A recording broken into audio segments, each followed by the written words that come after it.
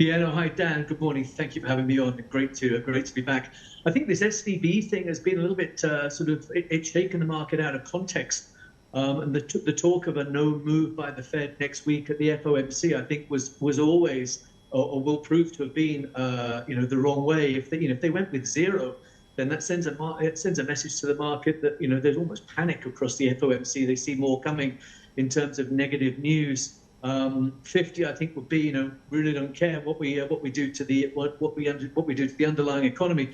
25 seems to be fair. And I think, you mentioned that CPI report yesterday that came out being in line with expectations. Yes, it was at the headline level year on year, but that core number up at 0.5 from 0.4 will be what the Fed is focusing on. And again, that will underscore the need to move again 25 basis points next week. And I think it's very difficult or very dangerous for the market perhaps to be pricing in the end of the tightening cycle. Yes, a slowing in the pace of tightening from the Fed, but certainly not an end of the tightening cycle. We've seen Fed fund futures collapsing to sub 5% for the terminal rate. I think again that's wrong. I think as we get through the SVP news, it becomes more idiosyncratic, or we show it to be idiosyncratic rather than systemic. Then the rates market is due a correction to the upside, to the hawkish side. Necessarily, a strong dollar, against the backdrop of uncertainty in the US, we've got a very strong sovereign credit story here in GCC still.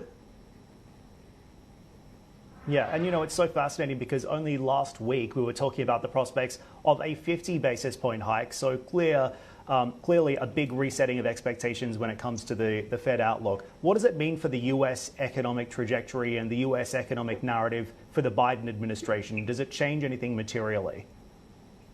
It all comes down to rhetoric. It all comes down to narrative, as it always does from central banks. We've got inverted curves, which are still highly inverted, but off the extremes that we've seen in terms of 2s, 30s, whatever. But indeed, an inverted curve historically has never misrepresented future recession risk. And I think if we get further hiking of the Fed funds by next week, and then get price in further tightening for subsequent meetings, then that curve is going to reinvert or further invert.